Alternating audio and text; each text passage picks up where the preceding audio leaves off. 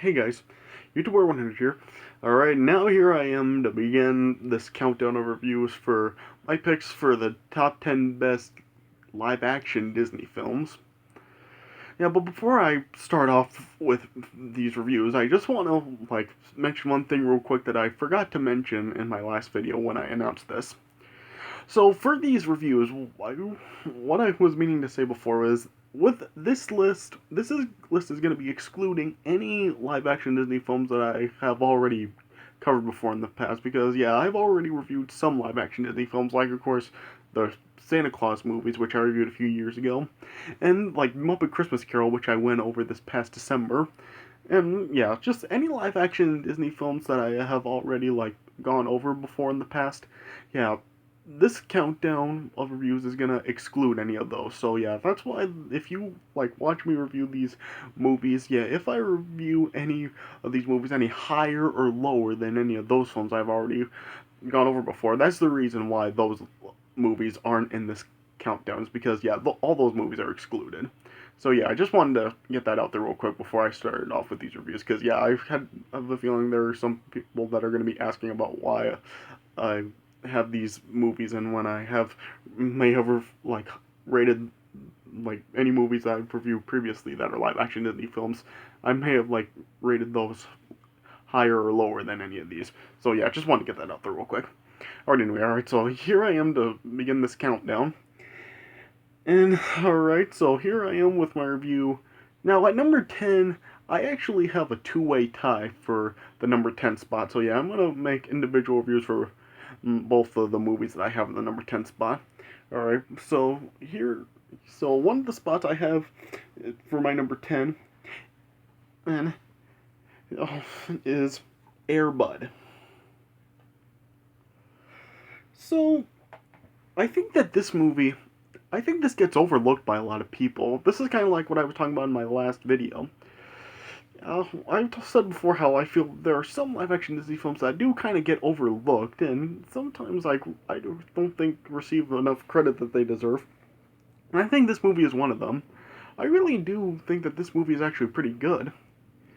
Yeah, I'm still waiting for Nostalgia Critic to make a Disney Summer review for this movie, because yeah, he's still yet to make a Disney Summer review for this movie. In fact, there are some other movies that I have in this countdown that he's also yet to make Disney Summer reviews for. Yeah, I'm still awaiting those. So yeah, but yeah, I really do like this movie. I mean, I think it is a pretty good movie.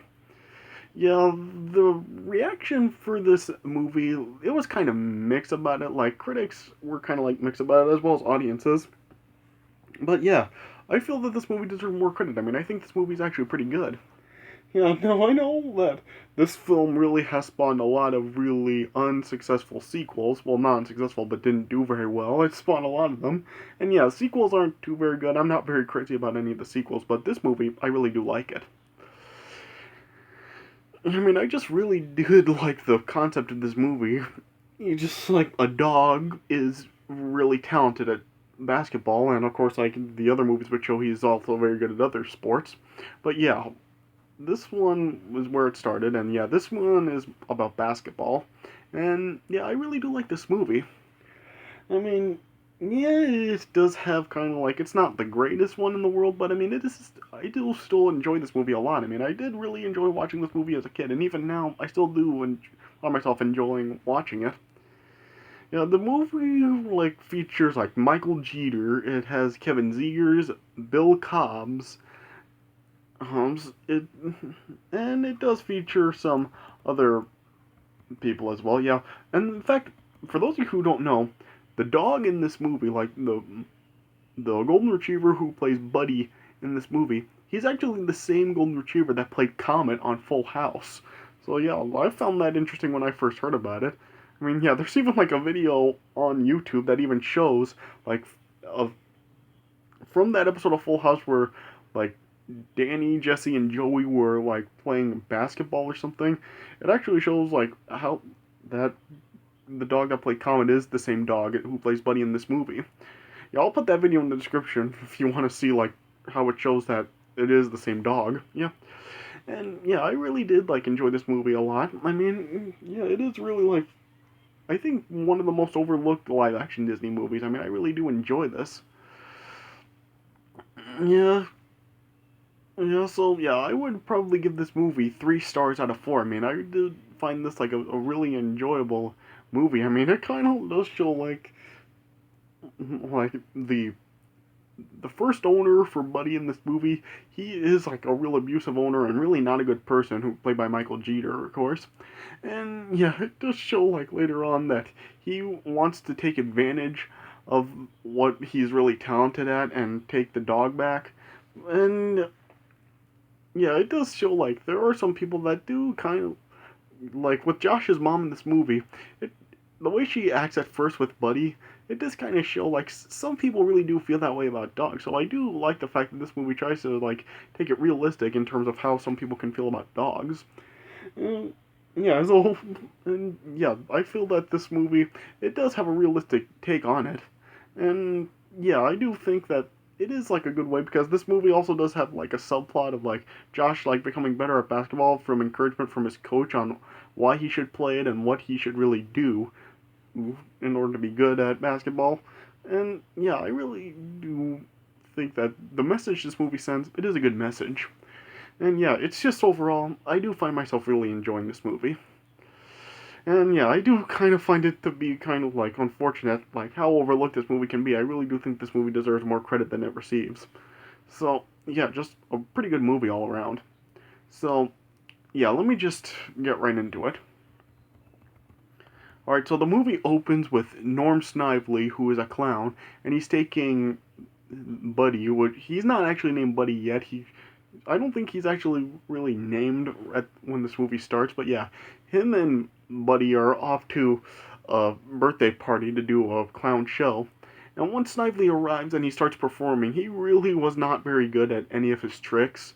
But then when it was Buddy's turn, everybody was really entertained. But then commotion started to break out, and then just then Snively and Buddy just ended up being thrown out of the party. And then Snively, just enraged, decided to take Buddy to the pound after locking him back up in the kennel in the bed of his truck. But he didn't actually close up the bed of the truck, and so as Snively was driving to the pound, the kennel then just fell out of the truck. And then it then showed like the kennel was just stopped in the middle of the road, and then it just got bumped by the Fram's car, and yeah, the Frams are of course Josh, his mom Jackie, and his sister Andrea. Yeah, and Josh saw Buddy just in the street, but his mom didn't see and just continued to drive. And then once they arrived at their new house that they moved to, as Josh was starting to unload a little bit of a box he brought in, it then was showed that his dad, who was a test pilot, had died in a crash during a flight.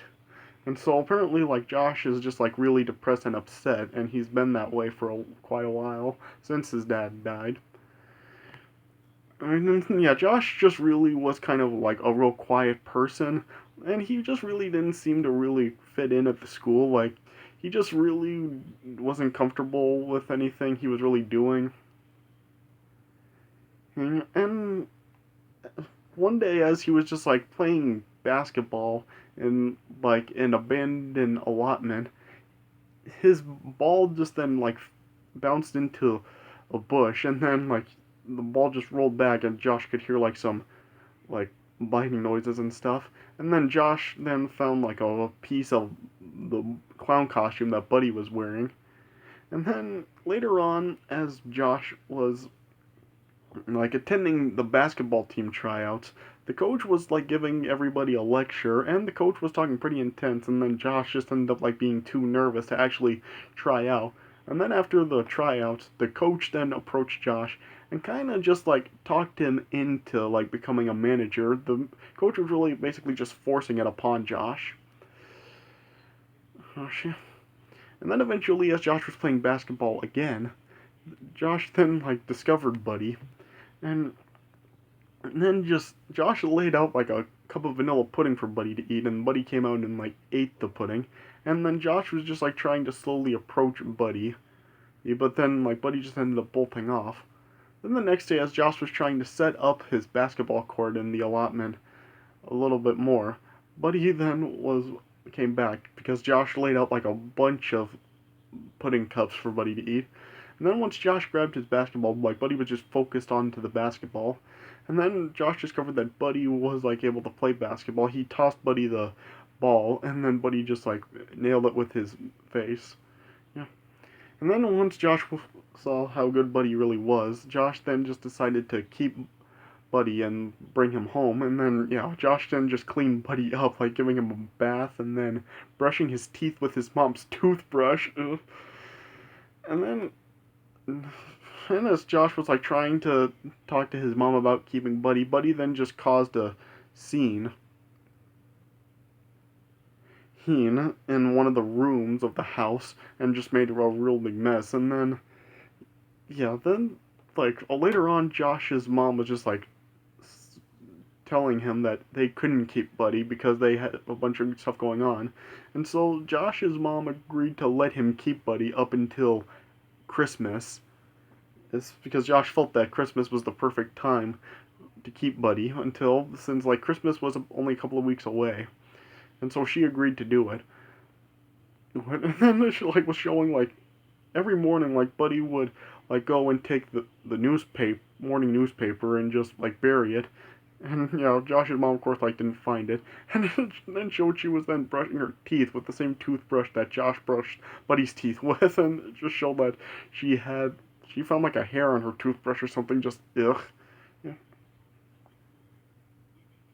Yeah, and as time went on, like, Josh's mom could, like, see that Josh was, like really bonding with Buddy, and they were really becoming attached with each other. And one day, as like Josh was like washing the basketball team's like gym outfits, he then like went through the janitor's office, and then he eventually like discovered that the janitor was actually like an old basketball player, Arthur Chaney, who used to play for the Knicks in the 50s. And Josh then like saw that his dad actually had a basketball card of when Arthur Chaney played, and then he like tried to go to the janitor and tried to get him to sign the card, but then like the janitor was just telling him that he wasn't Arthur Chaney and that Chaney had actually been dead for a while. But then as Josh was leaving, he then discovered that he was right and that it really was Chaney because he like noticed like he was actually shooting some hoops. Oops, yeah. And then Christmas morning arrived later on, and then Josh then like saw that Buddy wasn't in his room, but then he went downstairs and saw that his mom gave Buddy to Josh as a Christmas present. And then later on, once school resumed after Christmas break, there were like two open spots on the basketball team, and so the coach then was like giving out some invitation flyers to everybody that did not make the basketball team. And it turned out that there was also one in Josh's locker. And Josh was kind of like puzzled on whether or not he should go for the tryout or not. And then he also eventually discovered that Buddy, with his ability to play basketball, Buddy was also able to shoot hoops. And so then that then like led to Josh like deciding to go through with the tryouts. And then once he arrived at the tryouts, the coach then was just like telling Josh that he wasn't supposed to receive an invitation, but another player on the team, Tom, then just convinced the coach to let Josh try out anyway.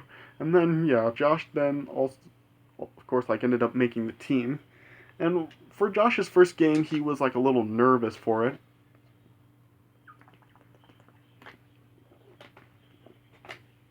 But then Tom then like gave Josh like a symbol of good luck, which was an orange peel from Scottie Pippen, which I didn't see how that was really good luck, but yeah.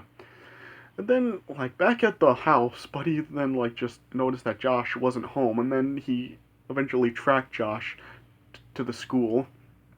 And then Buddy then just like snuck into the gym and just was watching the game. But then like once Josh got in and Josh started dribbling the ball, Buddy then just like ran to the court and just like ended up like causing some ruckus and was just like going after the ball, and there were like players and referees chasing him. Yeah.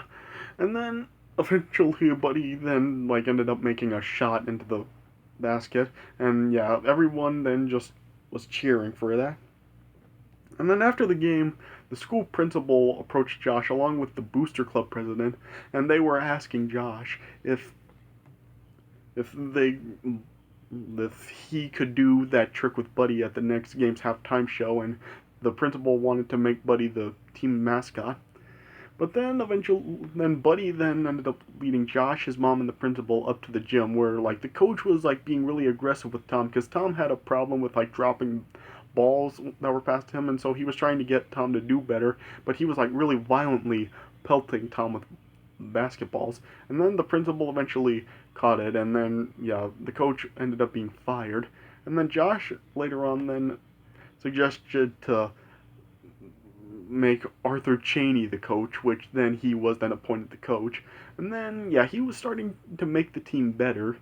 But then like in the next game, like after Josh and Buddy then performed their shooting trick, like one of like the bully of the team, like Larry Willingham, he was like really like not playing a part of a team. He was like trying to do the whole playing by himself, and then he was taken out of the game. But Larry's dad wasn't pleased with that, and so he then just decided to leave the game with Larry.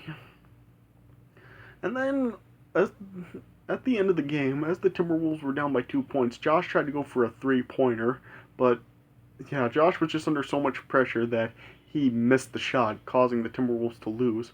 And then later on, Chaney was just telling Josh that he has to play from the heart. Yeah, and then it showed like the Timberwolves were improving and they were just really succeeding, and that they had qualified for the state final. And then later on, as like there was the report on the news of the Timberwolves and Buddy, it wasn't shown at Snively's home. He was watching it, and then he saw what Buddy could do. So then, after Snively saw that, he then just wanted to use Buddy's fame to get profits, and so then he then went to the Fram home, and then he was just like telling Josh's mom that he is Buddy's legal owner, and he then showed that he had some custody papers and stuff. And so then, like, just Josh and his mom really had no choice but to hand Buddy over to Snively.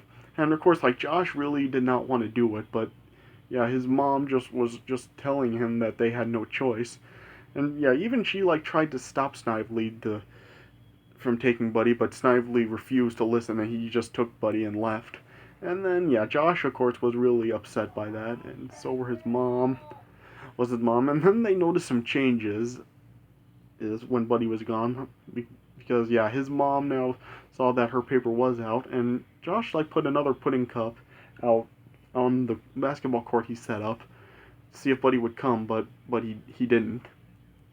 Yeah, and then Josh also then received that Chaney card, and then Chaney actually did sign it with the message to Josh to play from the heart.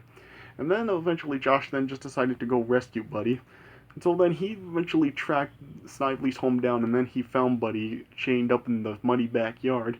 And then, yeah, Josh then freed Buddy from the chain, but Snively also caught him, and then Snively tried to stop him, but then, like, Snively eventually, like, gave chase to Josh and Buddy in his truck, but yeah, his truck just ended up, like, falling apart. The door fell off, and there were wires coming off, and yeah, there were a bunch of parts just falling, and yeah, Snively just kept crashing into things.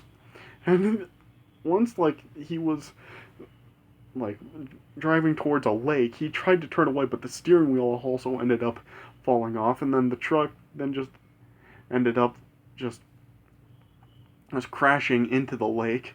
And Snively ended up, like, surviving, but he did vow vengeance on Josh. And then, like, when Josh and Buddy took a water taxi to, like, the other end of the lake, into the woods, Josh then was just like telling Buddy that he couldn't take Buddy home with him because Snively would just come take him back, so he decided to just set Buddy free, but Buddy didn't want to go. And Josh was just like really yelling at Buddy to go, and yeah, this was actually like a really good emotional scene, really. I mean, When I watch this, it does like make me get a little choked up. I mean, it is like a really emotional, good acted scene. I mean, you should definitely watch this part of the movie. It's a really good scene. And then Josh then just decided to lure Buddy away by throwing his basketball far away, and so he did. And Buddy went after it, and then Josh then fled for the taxi. And then Buddy tried to swim to Josh, but yeah, eventually like it just showed like Josh was just going back away on the water taxi. And yeah, you could see like Josh was crying and Buddy was sad, and yeah, it was just a really heartfelt scene. Yeah. And then it then got to the game with the Timberwolves, which were the Josh's school team, against the Warriors. And then it showed like the Timberwolves were really short on players because like some were out with chickenpox or something, and also showed that Larry was now playing for the Warriors. Yeah. And then throughout the game, the Timberwolves really weren't doing very well. I mean, they were really losing pretty badly against the Warriors, and they just ended up like being down like by over 15 points. And then like the Timberwolves just ended up like falling. Like one was just thrown out of the game with due to a bunch of fouls, and two like ended up like being had to be put out of the game because of injury after they like bumped into each other. And so the Timberwolves were just down to like four active players for the game.